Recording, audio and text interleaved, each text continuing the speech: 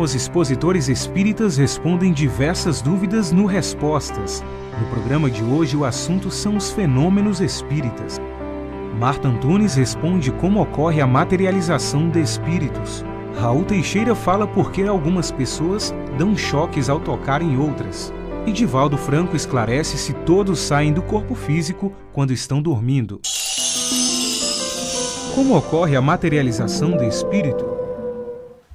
André Luiz, em 2 obras de autoria desse espírito, ele explica muito bem como ocorre o fenômeno de materialização de espírito e de forma mais simples de objetos, de flores, por exemplo.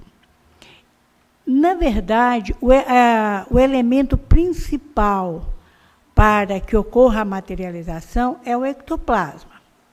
O ectoplasma, como o nome está dizendo, ecto, fora, acima, é uma substância que existe no interior das nossas células e que são eliminadas para provocar o fenômeno de materialização. Só que nos médiuns de efeitos físicos, essa liberação de ectoplasma, dessa substância que sai do interior das células, ela é abundante.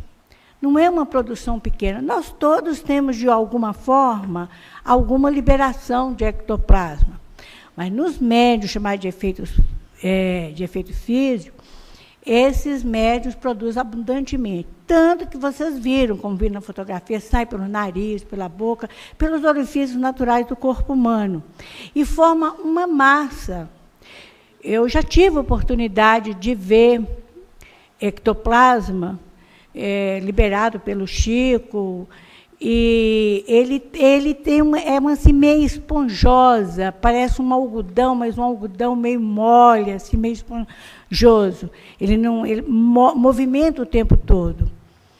E qualquer coisa, se esse ectoplasma está, por exemplo, colocado num copo de água, se você agita o recipiente, ele se desfaz. Então, é como se você colocasse e a água fica assim leitosa. Depois que essa água fica em repouso, forma essa substância brilhante. Esse tipo de energia, de substância, vamos dizer assim, que é mais substância do que energia, André Luiz denomina em Os Missionários da Luz e em Domínios da Mediunidade de substância A, que é eliminada do médium. Mas, para a materialização dos espíritos, necessita-se também de mais 2 substâncias. Uma, em menor quantidade, evidentemente. Uma são os fluidos do próprio mundo espiritual. Os elementos semimateriais, ou os elementos materiais que se encontram em outra dimensão no plano espiritual. E, por último, os elementos da natureza, dos minerais, como da água, das pedras, das árvores. Então, esses 3 elementos, chamados, respectivamente, por André Luiz, substância A, B e C, essas substâncias elas são misturadas, manipuladas pelos espíritos que trabalham nas reuniões de materialização. Então, eles formam uma substância constituída de 3 elementos. Essa substância forma uma espécie de pasta, vou me expressar como pasta, uma substância pastosa, porque eu não tenho outra palavra que se encaixe. Mas é uma substância pastosa muito tênue, que envolve o espírito. É como naqueles desenhos animados, em que a gente vê um fantasma entrando dentro de um saco de farinha de trigo. E ele sai visível, a farinha de trigo cobre o perispírito dele. Ele aparece visível aos olhos de qualquer pessoa. Não precisa ser evidente. Então, é dessa maneira, quer dizer, os espíritos vestem uma roupagem constituída dessas 3 substâncias que André Luiz nos fala. Então, o médium contribui com o ectoplasma, os elementos do plano espiritual, dos próprios espíritos, da natureza de lá e da nossa natureza do plano físico. Por que dou um choque ao tocar as pessoas? Allan Kardec estuda em O Livro dos Médiuns um subitem que ele intitula Pessoas Elétricas. Há pessoas que têm uma eletricidade orgânica que dão choque e estalam quando penteiam os cabelos. Eu conheci na cidade de Cruzeiro, em São Paulo, a família do querido João Cabete, que a gente canta tantas músicas dele e tudo mais. João Cabete era um homem notável, sensível. E sua esposa, muito querida, Terezinha, tinha essa faculdade. Ela dizia assim: Raul, eu tiro o casaco de lã e ele vai estalando. As pessoas me olham como se eu tivesse agarrado em fios elétricos. Eu vou tirando o casaco e as pessoas vão ouvindo estalidos. Se eu penteio os cabelos, vai estalando o pente no contato com os cabelos. No Livro dos Médiuns, Allan Kardec coloca essas criaturas na faixa das magnetizações e diz ainda que elas seriam pessoas muito úteis no desenvolvimento da mediunidade de outras, pela imposição de mãos que ativa o magnetismo de terceiros. De modo que existem, sim, pessoas com essa carga elétrica gerada pelo próprio organismo, e essa predisposição pode ser utilizada pelos espíritos, mas é uma questão anímica. A criatura tem isso do seu organismo. Se ela tocar no carro, dá choque. Se ela tocar nas pessoas, dá choque. E se ela tocar nela mesma, estala os cabelos e a roupa sai do corpo estalando. A Terezinha, que eu me referi do João Cabete, eu a vi retirando o casaco, estalando. Ela fez para eu perceber, porque ela me fazia essa mesma pergunta e eu fazia menção ao Livro dos Médiuns quando trata das pessoas elétricas. Então não é uma questão de se alarmar, é para a gente poder estudar a respeito e saber como é que a gente lida com isso. Olha, eu vou lhe tocar, se der choque, você não repara, hein? Olha, eu vou pentear aqui os cabelos, se estalar, não corra, eu sou normal, né? E algumas pessoas são paranormais quando essa sua faculdade anímica se associa a alguma ação dos espíritos para tirar proveito dessa situação.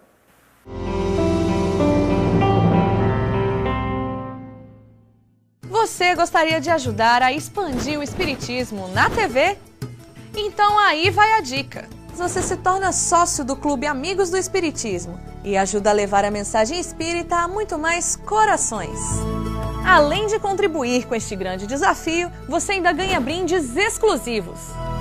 Uma revista que vira pôster e 2 DVDs todo mês na sua casa, com documentários, animações e videoaulas. Acesse www.amigosdoespiritismo.com.br, faça o seu cadastro e participe. Evangelização Espírita Infanto-Juvenil. Semear é confiar na colheita. Hoje é a oportunidade ditosa para depositardes sementes no solo dos corações. Amanhã será o dia venturoso de colherdes os frutos da paz. Francisco Thyssen. Coopere com Jesus. Participe dessa semeadura.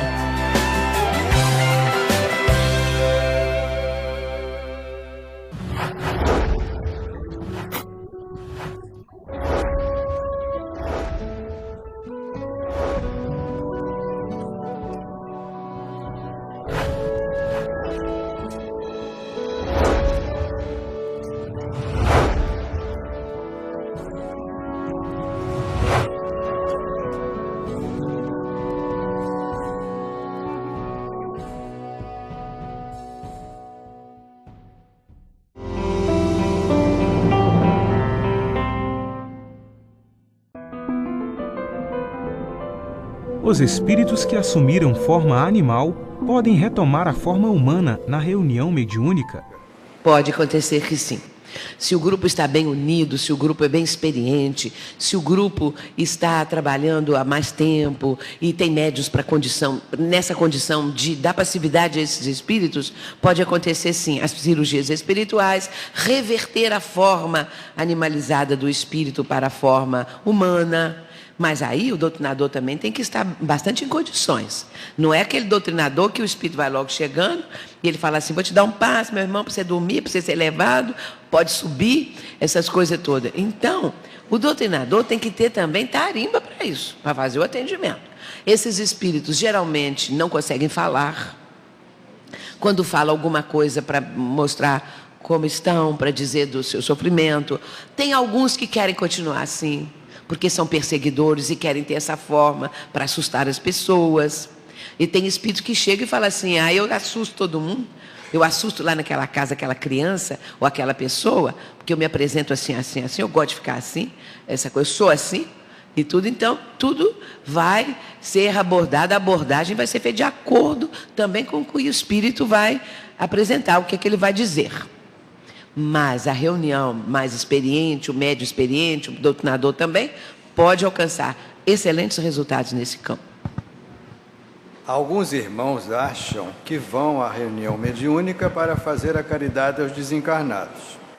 E quando não existiam as reuniões mediúnicas, os espíritos não eram tratados? Quem faz a caridade a quem? Ótima pergunta também. Todas as perguntas estão muito ótimas, muito boas. O seguinte, claro que toda a vida a espiritualidade atendeu. Nós não podemos ter jamais a pretensão de que os espíritos só vão ser atendidos nas nossas reuniões mediúnicas. Quantas reuniões mediúnicas existem no mundo? Quantos bilhões de pessoas encarnadas existem? Quantos bilhões de espíritos estão no plano espiritual? Como nós vamos atender tudo isso? Claro que não, não temos condição. Como que eles eram atendidos antes? Pelos benfeitores espirituais, pelos espíritos encarregados disso. Como continua hoje? A porcentagem de comunicantes nas reuniões mediúnicas em todo o mundo é mínima em relação a toda essa humanidade, do plano físico e do plano espiritual. O Pai do Céu atende aos seus filhos em qualquer ponto do planeta, de acordo com o seu merecimento, com a sua necessidade. Então, todos são atendidos. Porém, nas reuniões mediúnicas, o médium vai ter condição de exercitar a sua faculdade. E, nesse caso, nós vamos trabalhar com esses espíritos que estão necessitados, porque os mentores trazem esses nossos irmãos. E isso nos exercita, não é? Vai nos possibilitar o exercício da faculdade. Agora, sempre lembrando que é um número muito reduzido. E outra coisa importante, não vamos nunca achar que nós é que realizamos o trabalho. Eu faço a cura. Eu consegui doutrinar o espírito, eu consegui resolver aquele assunto, eu consegui dar comunicação àquele espírito bravíssimo, poderosíssimo, e o espírito se converteu porque eu estava ali vibrando por ele. Nada, nossa parte é pequena, muito pequena. Ajudamos sim, mas a parte maior é dos mentores, a parte maior é deles. Fomos nós que fomos lá buscá-los, e somos nós que vamos levá-los. Somos nós que fizemos com que eles estivessem preparados para dar a comunicação. O que nós fazemos? 10 minutos, 15 minutos de uma comunicação. E não podemos dizer com pretensão que nós resolvemos essas coisas. Eu curo. Bom, você pode ter propriedades curativas. Eu posso ter. Isso existe realmente. Mas eu preciso muito da ajuda espiritual também. É claro que a pessoa pode ter o seu fluido curador por ela mesma. E que, como diz a Gênese, não é? Em relação a esses que curam, é a substituição através do passe, através da imposição de mãos ou qualquer coisa, da transmissão de uma molécula saudável do perispírito para substituir uma outra molécula, no caso célula malsã da pessoa, enferma, uma célula doentia. Essa coisa toda, e pode ter essa condição, mas nós sabemos que sempre vem os espíritos bons ajudar, secundar o trabalho, essa coisa toda, e no final das contas, sobretudo, porque a pessoa tinha mérito. Se a pessoa ficou curada, é porque ela tem mérito. Então existem muitos fatores no processo de cura. Primeiro deles é o mérito da pessoa, porque se ela não tiver mérito, ela não fica curada não. Mas se ela tiver mérito, ela vai ficar curada. E aí fui eu que curei a espiritualidade e a minha contribuição. Porque as materializações espirituais não ocorrem com a mesma frequência de antigamente? De fato, como nós vimos aqui, era necessário chamar a atenção do povo, como na própria época de Allan Kardec, o fenômeno das mesas girantes que aconteceu durante 4 anos. E nós sabemos que a força do Espiritismo não está nos fenômenos, mas sim na sua filosofia, na sua ideologia, na sua explicação racional e trazendo de volta em toda a sua pureza o Evangelho de Jesus. Então vejam a dificuldade que é de um espírito trazer essa missão. Nós vemos aqui, eu até fiz uma relação dos sacrifícios que Peixotinho teve que enfrentar. Então será que nós temos pessoas interessadas em retornar à Terra, ao mundo de expiação e prova ainda, e ainda submeter a tudo que ele passou, além de ter necessariamente de um grupo de sustentação, reunindo-se rotineiramente, com todo o cuidado de alimentação? Então vejam, ele ficou órfão de mãe, teve catalepsia, ficou 20 horas declarado morto, sendo velado, paralisia durante 6 meses, perdeu a filha, a Araci, com 1 ano e 4 meses, as perseguições, a incompreensão do fenômeno. Ele próprio não era espírita, era católico, estudou inclusive em seminário. Não é? Será que a gente tem essa capacidade de caridade que ele tinha de transformar a sua casa em um albergue para doentes e obsediados? Os perigos da vaidade, da fascinação, que é um dos perigos maiores da mediunidade, da obsessão mais perigosa, iludindo o médium, não é? Que pode ter a perda ou a suspensão da mediunidade, e por isso muitos até eram legítimos, mas quando começaram a cobrar, a se apresentar em espetáculos pagos, a tirar vantagens materiais, como nós vemos no Livro dos Médiuns, ela pode ser suspensa ou perdida. Então os perigos da vaidade, o assédio das sombras de espíritos menos felizes que desejam combater o espiritismo, assédio das próprias outras religiões, dos investigadores, de jornalistas, às vezes, nem muito escrupulosos e cuidadosos, a incompreensão da família, relacionamentos comprometidos. Vejam, Carlos Mirabelli casou-se 4 vezes, será que ele não teve dificuldades? Não é? O risco à saúde, nós vimos como, e nos livros de André Luiz, nós vamos ver como o médium está à mercê do despreparo de nós, os encarnados que participamos da reunião, de como ele está doando de seus fluidos vitais, que lhe sustentam a vida e que pode perecer, que pode sofrer graves danos, não é? Ele, inclusive, há um relato de um braço dele ficar queimando, porque um dos componentes havia se alimentado de carne vermelha no dia e está perturbado com preocupações financeiras, econômicas. Será que a gente está disposto a ter uma dieta alimentar, como ele tinha, se submetendo a tudo isso? A dieta de pensamentos, a vigilância e a oração permanentes para estar em sintonia com os espíritos superiores, fundar vários centros espíritas, como ele fez, ter hora para iniciar, mas não ter hora para acabar, não poder ter tido nenhum fusquinha e trazer, não é, a asma, a bronquite asmática. Dizem que foi de encarnações anteriores, quando ele foi um corsário, uma espécie de pirata, e inclusive teria colocado pessoas amarradas dentro de barris, enfim. Então, trazendo aquela expiação, e daí porque ele não conseguia curar-se, ele trazia a asma e agradecia, orava a Deus por estar quitando os seus débitos através da doença. Então, não ter privacidade, ser vigiado 24 horas, enfim, termos um grupo, uma equipe, não é? Que possa estar cantando, orando, em vigilância, na dieta. Será que nós estamos preparados para isso? E vamos ver que hoje, com o Photoshop, com a manipulação das fotografias, isso não seria tão útil hoje. As pessoas não acreditariam, e os sentidos são muito fáceis de serem enganados. Nós vamos divulgar a doutrina espírita neste novo momento através da sua ideologia, da sua razão, do bom senso e através de ressuscitar o Evangelho de Jesus para todos nós.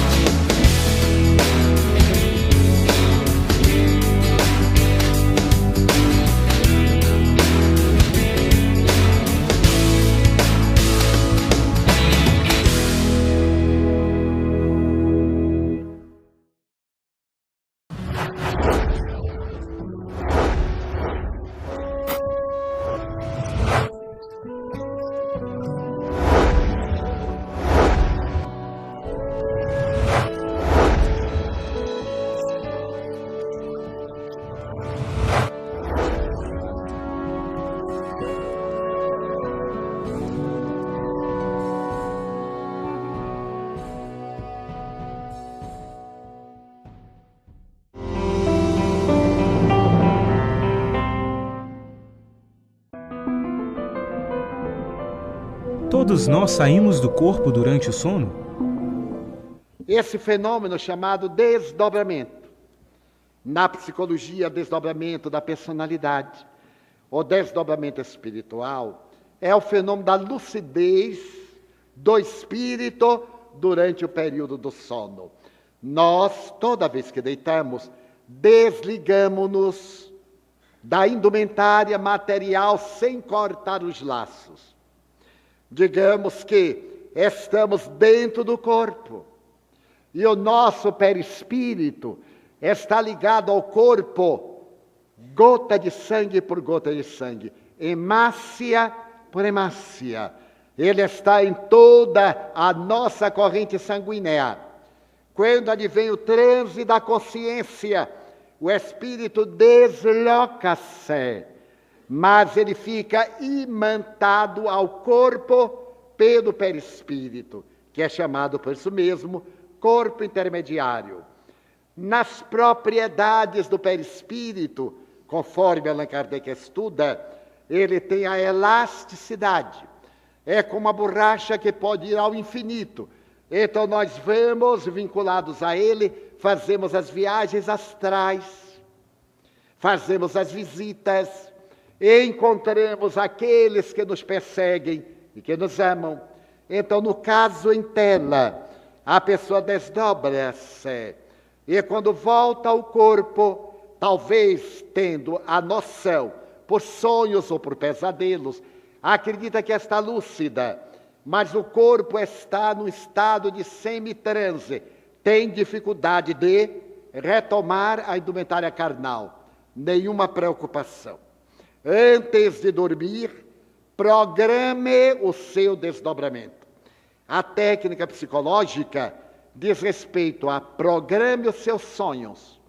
Se você tem um pesadelo que se repete sempre, programe o pesadelo. Por exemplo, se você sempre é perseguido por um animal que o vai matar e na hora H você acorda, programe que o animal vai chegar e você vai estender as mãos e ele vai parar. E você programando isso vem para o subconsciente, para o inconsciente descoberto por Freud, e volta à consciência como sendo uma realidade. Porque o nosso inconsciente é infinitamente mais possuidor de informações do que a nossa consciência. Então, toda vez que estiver desprendido parcialmente do corpo e desejar voltar e não conseguir, aserene-se e ore, porque o corpo atrai. O corpo é um imã, ele atrai e o fenômeno liberta-se. Não há nenhum perigo de morte, nem qualquer coisa. E se por acaso tem um pesadelo, ore mesmo durante o estado onírico do pesadelo. A minha primeira experiência foi muito curiosa nessa área.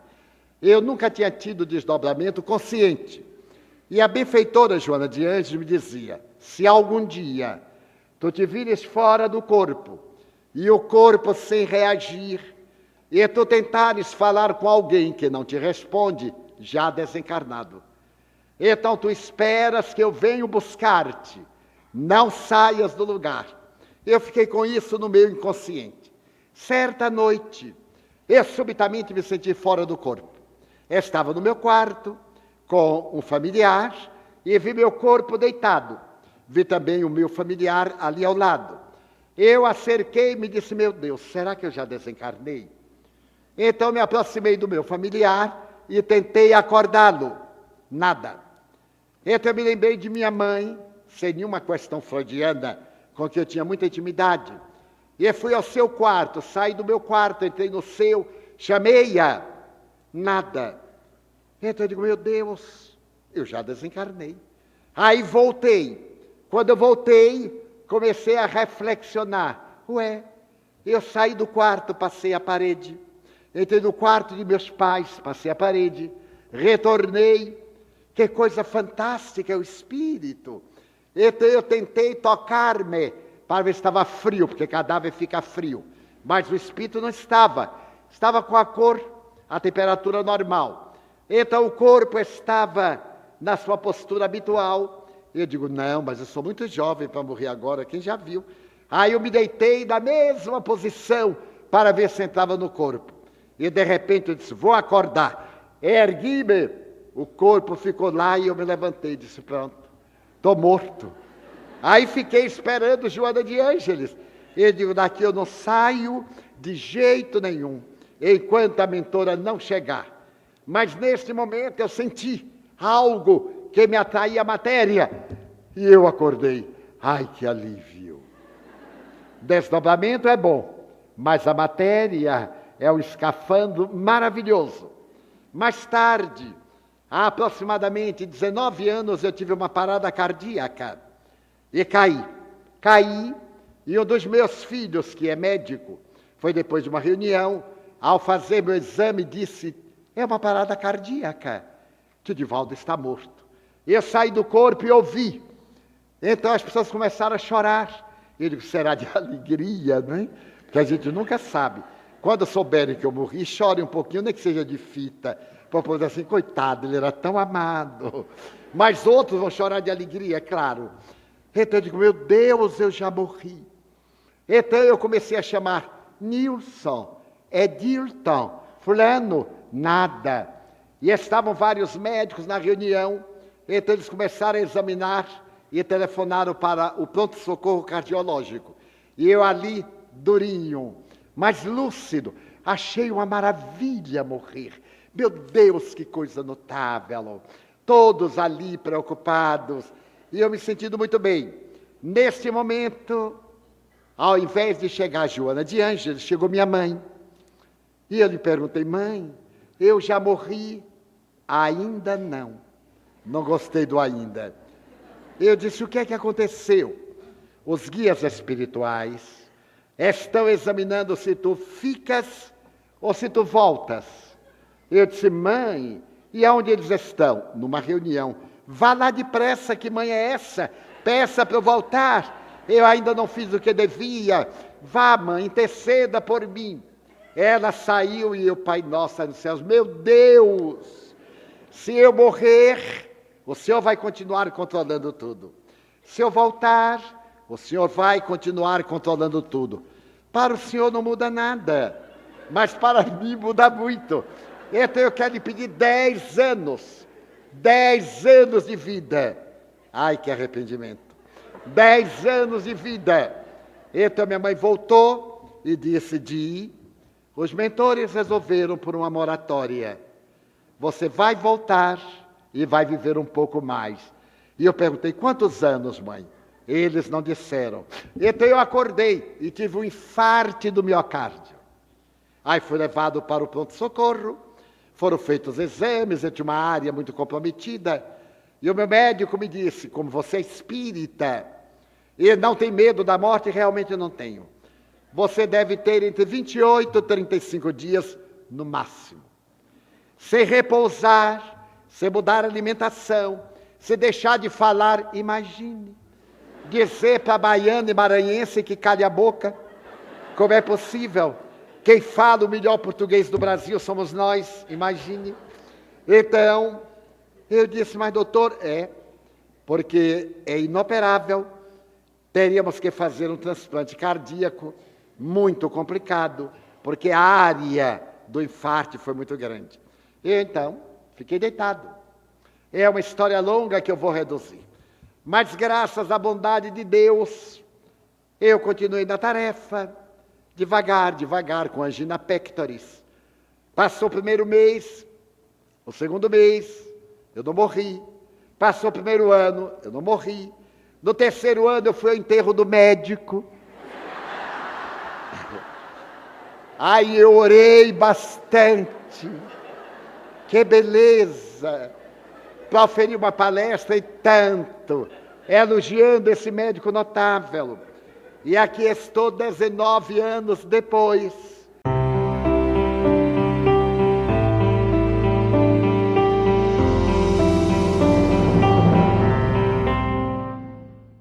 Como ocorre a materialização do espírito?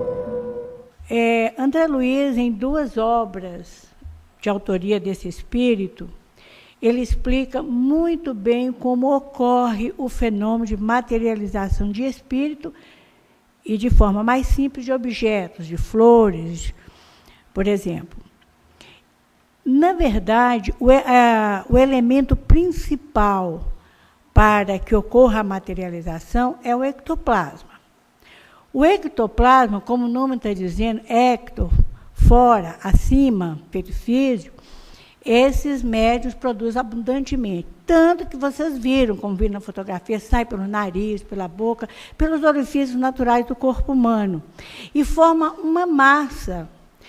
Eu já tive a oportunidade de ver ectoplasma liberado pelo Chico, e ele tem assim, meio esponjosa, parece um algodão, mas um algodão meio mole, assim, meio esponjoso. Ele movimenta o tempo todo.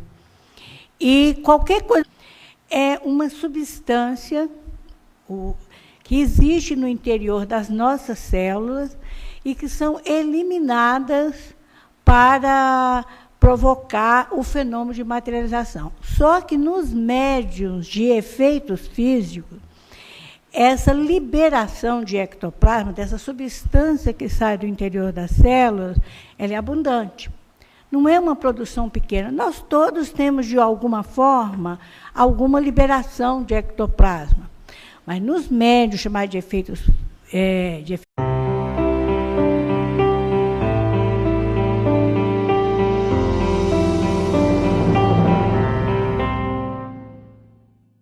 Os expositores espíritas respondem diversas dúvidas no Respostas. No programa de hoje, o assunto são os fenômenos espíritas. Marta Antunes responde como ocorre a materialização de espíritos. Raul Teixeira fala por que algumas pessoas dão choques ao tocar em outras. E Divaldo Franco esclarece se todos saem do corpo físico quando estão dormindo. Se esse ectoplasma está, por exemplo, colocado num copo de água, se você agita o recipiente, ele se desfaz. Então, é como se você colocasse e a água fica assim leitosa. Depois que essa água fica em repouso, forma essa substância brilhante. Esse tipo de energia, de substância, vamos dizer assim, que é mais substância do que energia, André Luiz denomina em Os Missionários da Luz e em